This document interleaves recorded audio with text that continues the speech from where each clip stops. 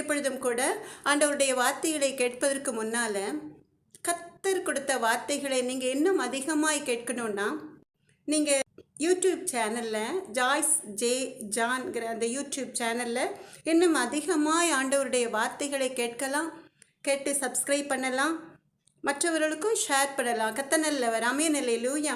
Joyce J ஜான்கிற YouTube channel கத்தனல்லவர். வாட்ஸ்அப்பில் இந்த மெசேஜை நீங்கள் கேட்கணுன்னா எஸ்எம்எஸில் உங்கள் நம்பரை அந்த ஸ்க்ரீனில் பார்க்குற நம்பரில் அனுப்பலாம். கத்தனல்லவர் ஆமென் அல்லேலூயா. நீங்கள் கேட்டு ஆண்டவருடைய வார்த்தைகள், கர்த்தருடைய சுத்த வார்த்தைகளை கேட்டு பயன்பெறலாம்.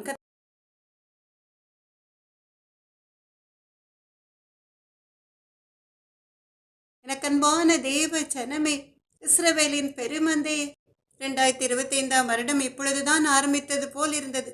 அதற்குள் 2025 வருடம் 2வது மாதம் முடிய இருக்கிறது. ஆனாலும் கூட நமக்கு ஜீவனை தந்த நம் தேவாதி தேவனாகிய கர்த்தர், நம்மை மட்டுமாய் நடத்தி வருகிற நம் தேவாதி தேவனாகிய கர்த்தர் தொடர்ந்து நம் தேவைகளை எல்லாம் சந்தித்து நம்முடைய குறைகளை எல்லாம் நிறைவாக்கி கரம் பிடித்து வழிநடத்தி செல்கிற அவருடைய சுத்த கிருபைக்காக உள்ளத்தின் ஆழத்திலிருந்து அவருக்கு நன்றி செலுத்தலாமா? எனக்கத்வான தேவ ஜனமே, இஸ்ரவேலின் பெருமந்தே, இப்பொழுதும் கூட ஒரு சின்ன ஜெபத்தை நாம் தேவாதி தேவனாகிய கர்த்தரிடம் நாம் ஏறெடுக்கலாமா? இரக்கமும் மனதொருக்கமும் நீடிய சாந்தமும் கிருபையும் உள்ள எங்கள் அன்பு நல்ல தகப்பனே, நான் என் வார்த்தையை உன் வாயிலே அருளி என் கருத்தின் நிழலினால் உன்னை மறைக்கிறேன் சொன்ன தேவாதி தேவனாகிய கர்த்தாவை, இந்த ஷார்ட் மெசேஜுக்கும் கூட கர்த்தருடைய அன்பு மகளை மறைத்து நீங்க வெளிப்படுங்க ராஜா. என்னால் ஒன்றும் கூடாது தகப்பனே, ஆனால் மனுஷரால் கூடாதவைகள் தேவனால் கொடுமப்பா. மக்கு சித்தமான உம்முடைய அன்பு பிள்ளைகளுக்கு என்று நீர் கொடுக்கிற வார்த்தைகளை அது மகளை கொண்டு கொடுக்க வைத்து அவர்கள் கர்த்தருடைய நாமத்தை மகிமைப்படுத்தும்படியாய் அதிசயங்களை தொடர்ந்து அவர்களுடைய வாழ்க்கையில் செய்யுங்க எங்கள் அன்பு நல்ல தகப்பன். அப்படியே நீங்க செய்ய போற அந்த கிருபைக்காக உள்ளத்தின் ஆழத்திலிருந்து நன்றி செலுத்துகிறேன் அப்பா. ராஜாதி ராஜாவே, எங்கள் அன்பு நல்ல தகப்பனே, என்னை மறைத்து நீங்க வெளிப்படுங்க ராஜா. அப்படியே நீங்க செய்ய போற அந்த கிருபைக்காக நன்றி ஏசப்பா. இயேசுவின் நாமத்தினாலே ஜெபத்தை ஏறெடுக்கிறேன் எங்கள் அன்பு நல்ல தகப்பனே. எனக்கு அன்பான தேவ ஜனமே, இஸ்ரவேலின் பெருமந்தே, ஏழையாய் இருக்கிறேனே என்று வேதனையோடு இருக்கிறீர்களா? நீங்கள் ஏழைகளாய் இருந்தாலும் நீங்கள் ஞானிகளாய் இருந்தால் போதும். உடனே நீங்கள் சொல்லலாம், நாங்கள் சாப்பாட்டுக்கே கஷ்டப்பட்டு கொண்டிருக்கிறோம், படித்து பட்டம் பெறுவது எப்படி என்று. ஞானம் என்பது அநேக பிள்ளைகள் தங்கள் பெயருக்கு பின்னாலே நிறைய பட்டங்கள், நிறைய degrees, MA, MEd, PhD, MPhil, மேலும் அநேக டிப்ளமா கோர்சஸை போடுவதற்காக அதன் மேல் அவர்கள் ஒரு பிரியமாய் இருப்பதினால், அப்படி படிப்பதினால் வருகிற ஞானம் அல்ல. இந்த ஞானம் பரத்திலிருந்து வருகிற ஞானம். படித்தவர்களுக்கு மாத்திரமல்ல, படிக்காத ஏழை ஜனங்களுக்கும் கூட கர்த்தர் கொடுக்கிற ஞானம். இந்த ஞானம் ராஜாக்களை கீழே விழத்தள்ளுகிற ஞானம், பெரிய பெரிய வழக்குகளை தெளிவிக்கிற ஞானம், பெரிய பெரிய பதவிகளை சுதந்திரித்துக் கொள்ள வைக்கிற ஞானம், மறை பொருட்களை வெளிப்படுத்துகிற ஞானம்.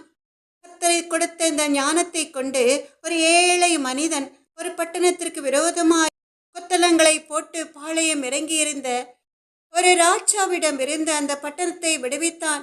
இதை குறித்து பிரசங்கி 9வது அதிகாரம் 15வது வசனத்திலே நீங்க பார்க்கலாம். பிரசங்கி 9வது அதிகாரம் 14, 15வது வசனங்கள். ஒரு சிறு பட்டணம் இருந்தது, அதிலே இருந்த குடிகள் கொஞ்சம் மனிதர். அதற்கு விரோதமாய் ஒரு பெரிய ராஜா வந்து அதை வளைந்து கொண்டு அதற்கு எதிராக பெரிய கொத்தளங்களை கட்டினான். அதிலே ஞானமுள்ள ஒரு ஏழை மனிதன் இருந்தான்.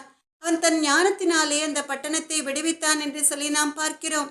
அன்பான தேவ ஜனமே, பிரசங்கி 9, 15வது வசனத்தை மாத்திரம் நாம் திரும்ப வாசிக்கலாமா? அதிலே ஞானமுள்ள ஒரு ஏழை மனிதன் இருந்தான், அவன் தன் ஞானத்தினாலே அந்த பட்டணத்தை விடுவித்தான் என்று சொல்லி நாம் பார்க்கிறோம். எனக்கு அன்பான தேவ ஜனமே, இஸ்ரவேலின் பெருமந்தையே, ஒரு பட்டணத்திலே அநேக ஞானிகள் இருந்திருப்பார்கள். ஆனாலும் கூட அந்த பட்டணத்துக்கு விரோதமாய் ஒரு ராஜா எழும்பி வந்து அந்த பட்டணத்தை ஆளுகை செய்ய நினைக்கும் பொழுது கர்த்தர் அந்த பட்டணத்தில் உள்ள ஒரு ஏழை மனிதனை தெரிந்தெடுக்கிறார். அவனுக்கு அளவில்லாத ஞானத்தை அவர் கொடுத்திருக்கிறார். அந்த ஞானத்தை கொண்டு அந்த பட்டணத்தை விடுவிக்கும்படியாய் கர்த்தர் அவனுக்கு நல்ல ஆலோசனைகளை சொல்கிறார்.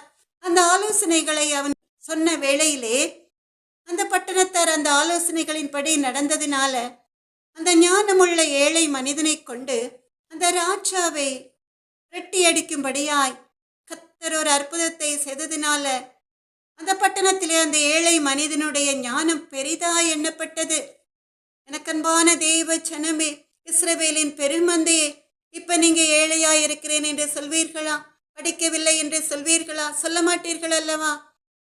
நீங்கள் படிக்காவிட்டாலும் அந்த ஏழை மனிதன் படிக்கவில்லை, அவனிடம் கை நிறைய பணம் இல்லை, அவன் ஒரு ஏழை மனிதன். ஆனாலும் கூட அவனுக்கு கர்த்தர் கொடுத்த ஞானத்தை கொண்டு ஒரு பட்டணத்தையே விடுவிக்கிறான். இங்கே இந்த ஏழை மனிதன் இவ்வளவு பெரிய காரியத்தை செய்த பிறகு அந்த ஏழையின் ஞானம் அசட்டை பண்ணப்பட்டது.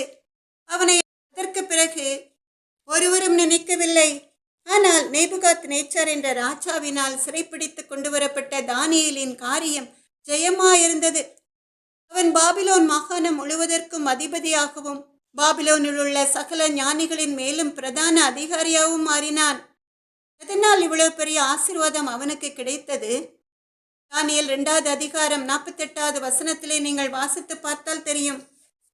தானியேல் 2வது அதிகாரம் 48வது வசனம், பின்பு ராஜா தானியேலை பெரியவனாக்கி அவனுக்கு அநேகம் சிறந்த வெகுமதிகளை கொடுத்து அவனை பாபிலோன் மாகாணம் முழுவதற்கும் அதிபதியாகவும் பாபிலோனில் உள்ள சகல ஞானிகளின் மேலும் பிரதான அதிகாரியாகவும் நியமித்தான் என்று சொல்லி, எனக்கன்பான தேவ ஜனமே, இஸ்ரவேலின் பெருமந்தையே, நேபுகாத் நேச்சார் என்ற ராஜா ஒரு கனவை காண்கிறான்.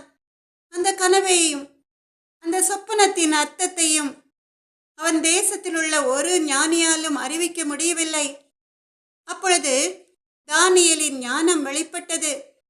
தானியேலுக்கு அந்த மறைபொருளின் ரகசியம் வெளிப்பட்டதினால அவன் நேபுகாத் நேச்சார் கண்ட சொப்பனத்தையும் அதன் அர்த்தத்தையும் தெளிவாக அந்த ராஜாவிடம் அறிவிக்கிறான். அதனால்தான் அவனுக்கு இவ்வளவு பெரிய ஆசீர்வாதம் அவனை தேடி வந்தது. தானியேலும் கூட ஒரு ஏழை மனிதன்தான், ஒரு ராஜாவால் சிறைப்பிடித்து வரப்பட்ட ஒரு கைதி. எதனால் இவ்வளவு பெரிய ஆசீர்வாதம் அவனுக்கு கிடைத்தது? ஞானிகளாகி உங்களுக்கும் இந்த ஆசீர்வாதம் கிடைக்க வேண்டுமா? அப்படி வேண்டுமென்றால் தானியேல் 6வது அதிகாரம் 10வது வசனத்தை நீங்கள் வாசித்து பார்க்கலாம். தானியேல் 6வது அதிகாரம் 10வது வசனம், அங்கே தான் முன் செய்து வந்தபடியே தினம் 3 வேளையும் தன் தேவனுக்கு முன்பாக முழங்கால் படியிட்டு ஜெபம் பண்ணி ஸ்தோத்திரம் செலுத்தினான் என்று சொல்லி நாம் பார்க்கிறோம். இங்கே தானியேல் தினம் 3 வேளையும் தன் தேவனுக்கு முன்பாக முழங்கால் படியிட்டு ஜெபம் பண்ணி ஸ்தோத்திரம் செலுத்தினான் என்று சொல்லி நாம் பார்க்கிறோம். இந்த கண்பான தேவ ஜனமே, இஸ்ரவேலின் பெருமந்தையே, நீங்களும் கூட கர்த்தரிடமிருந்து ஞானத்தை பெற்றுக்கொண்டு தானியேலை போல பெரிய பெரிய ஆசீர்வாதங்களை சுதந்திரிக்க வேண்டும் என்றால் 3 வேளையும் நீங்கள் ஜெபிக்க வேண்டும். தானியேலை போல துதிக்கணும், ஜெபிக்கணும், கர்த்தருடைய சமூகத்திலே காத்திருக்க வேண்டும். தானியேல் போல துதிக்கணும், ஜெபிக்கணும், சிங்கங்களின் வாய்களை தினம் தினம் கட்டணும். தானியேல் போல துதிக்கணும், ஜெபிக்கணும், சிங்கங்களின் வாய்களை தினம் தினம் கட்டணும். தானியேலை போல துதிக்கணும், ஜெபிக்கணும், வேதத்தை வாசிக்க வேண்டும். பிறகு என்ன? நீங்கள் இப்போ ஏழையாய் இருந்தாலும் கர்த்தர் உங்களை ஞானிகளாய் மாற்றி நீங்கள் எதிர்பார்த்திராத ஆசீர்வாதங்களை உங்களை சுதந்திரிக்க செய்வார். ஆமென், அல்லேலூயா. எனக்கன்பான தேவ ஜனமே, இஸ்ரவேலின் பெருமந்தையே, ஆபிரகாம் லிங்கனும் கூட 2 முறை அமெரிக்க தேசத்தின் பிரசிடென்டாக தேர்வு செய்யப்பட்டார். அமெரிக்க தேசத்தின் அதிபராக வேண்டுமென்றால் அது லேசான காரியம் அல்ல. அவருடைய தகப்பனார் செருப்பு தைக்கும் தொழிலாளி. அவருடைய தாயார் அவருடைய சிறு வயதிலேயே இறந்து விட்டார்கள். சிறு வயதிலேயே தாயை இழந்த அவர் பிறகுகளை வெட்டி தன் தகப்பனாருக்கு உதவி செய்கிறார். இந்த ஏழ்மையான நிலையில் இருந்த ஆபிரகாம் லிங்கன் தான் பிரசிடென்டாக உயர்த்தப்பட்டார். எதனால் இவ்வளவு பெரிய ஆசீர்வாதம் அவரை தேடி வந்தது? அவரும் கூட அதிகாலை நேரத்திலே கர்த்தரோடே தன்னுடைய பொன்னான நேரத்தை செலவழிக்கிறவராய் இருந்தார். ஒரு முறை அதிகாரிகள் அவரை சந்திப்பதற்கு அப்பாயின்மெண்ட் அவரிடம் கேட்டு கேட்டு பார்த்து கடைசியில் ஒரு நாள் காலை 5 மணிக்கு லிங்கனிடம் இருந்து அப்பாயின்மெண்ட் அவர்களுக்கு கிடைத்தது. அவர்கள் 5 மணிக்கு முன்பாகவே அங்கே வந்துவிட்டார்கள். ஆப்ரஹாம் லிங்கனை சந்திப்பதற்காக அவர்கள் வெளியிலே வெயிட் பண்ணி கொண்டிருந்தார்கள். அப்பொழுது அவர்கள் ஆப்ரஹாம் லிங்கன் யாருடனோ பேசிக் கொண்டிருப்பதை கேட்டார்கள். ஒரு மெல்லிய சத்தம் அவர்களுக்கு கேட்டது. திடீரென்று ஆப்ரஹாம் லிங்கனிடமிருந்து உள்ளே வரும்படி அழைப்பு வந்தது. ஆனாலும் கூட அவர்கள் வெயிட் பண்ணினார்கள். எதற்காக என்றால், உள்ளே ஒரு மனிதரோடு அவர் பேசிக் கொண்டிருந்தாரே, அவர் வெளியே வந்த பிறகு நாம் உள்ளே செல்லலாம் என்று மறுபடியுமாய் லிங்கன் அவர்களை கூப்பிட்ட உடனே அவர்கள் தயக்கத்தோடு உள்ளே சென்று ஆப்ரஹாம் லிங்கனிடம் கேட்டார்கள், நீங்கள் யாருடனோ பேசிக் கொண்டிருந்தீர்களே, அவர் யார் என்று. அப்பொழுது ஆப்ரஹாம் லிங்கன் சொன்னார், நான் அதிகாலை நேரத்திலே தினம் விழித்தவுடன் முதலிலே தேவனோட 1 மணி நேரம் செலவிட்டு அவரை நோக்கி ஜெபித்து உறவாடி கொண்டிருப்பேன். அந்த சத்தத்தை தான் நீங்கள் கேட்டிருக்கிறீர்கள். அதிகாலை நேரத்திலே ஒரு நாளின் துவக்கத்திலே நான் தேவனோட சஞ்சரித்ததுனாலதான், தேவனுக்கென்று 1 மணி நேரத்தை ஒதுக்கினதுனாலதான் இவ்வளவு பெரிய ஆசீர்வாதத்தோடு இருக்கிறேன் என்று அவர் சொல்கிறார். எனக்கன்பான தேவ ஜனமே, இஸ்ரவேலின் பெருமந்தையே, நீங்களும் கூட கர்த்தருடைய நாமத்தை மகிமைப்படுத்தி அதிகாலை நேரத்திலே ஆப்ரஹாம் லிங்கனை போல கர்த்தரை தேடி, அல்லது தானியேலை போல 3 வேளையும் கர்த்தருடைய சமூகத்திலே முழங்கால் படியிட்டு காத்திருந்து ஜெபிக்கும் பொழுது நிச்சயமாய் உங்களுடைய வாழ்க்கையிலும் கூட ஒரு அற்புதத்தை, அதிசயத்தை கர்த்தர் செய்வார். நீங்கள் மேலான நிலைக்கு உயர்த்தப்படுவீர்கள். ஆமென், அல்லேலூயா. எனக்கன்பான தேவ ஜனமே, இஸ்ரவேலின் பெருமந்தை, அதற்கு பிறகு நீங்கள் ஏழையாயிருக்கிறேன் என்று சொல்ல மாட்டீர்கள். நீதிமொழிகள் 8வது அதிகாரம் 11வது வசனத்தை சொல்ல ஆரம்பித்து விடுவீர்கள். முத்துக்களை பார்க்கலும் ஞானமே நல்லது என்று. ஆமென், அல்லேலூயா. எனக்கன்பான தேவ ஜனமே, இப்ப நம்ம எல்லாரும் சேர்ந்து ஒரு பாடலை பாடலாமா? அருமையான ஒரு பாடல். வறியவனை தரையிலிருந்து தூக்கி விடுகிறார், ஏழைகளை குப்பையிலிருந்து கை தூக்குகிறார், மலடியை மக்களுக்கு தாயாக்குகிறார், மகிழ்ச்சியுடன் வீட்டினிலே விளங்கச் செய்கிறார். நம் தேவன் வல்லவரே, நம் தேவன் ஜீவிக்கின்றாரே. ஆடுகளை மேய்த்து வந்த சிறுவன் தாவீதை எண்ணெய் கொண்டு அபிஷேகம் செய்தவரே, இஸ்ரவேலின் அரசனாய் அரியணை ஏற்றியே, இஸ்ரவேலின் அரசனாய் அரியணை ஏற்றியே, உமது புகழை தலைமுறைக்கும் விளங்கச் செய்தீரே, உமது புகழை தலைமுறைக்கும் விளங்கச் செய்தீரே. நம் தேவன் நல்லவரே, நம் தேவன் ஜீவிக்கின்றாரே. வறியவனை தரையிலிருந்து தூக்கி விடுகிறார், ஏழைகளை குப்பையிலிருந்து கை தூக்குகிறார், தாழ்நிலை நின்ற அடிமையை கடைக்கண் நோக்கினார், எல்லா தலைமுறைகளும் என்னை போற்றச் செய்தார், வல்லமை மிக்கவர் அரும்பெரும் செயல் பல புரிந்தார், வல்லமை மிக்கவர் அரும்பெரும் செயல் பல புரிந்தார், அவர் கிருபை தலைமுறைக்கும் உள்ளதாமே, அவர் கிருபை தலைமுறைக்கும் உள்ளதாமே. நம் தேவன் நல்லவரே, நம் தேவன் ஜீவிக்கின்றாரே.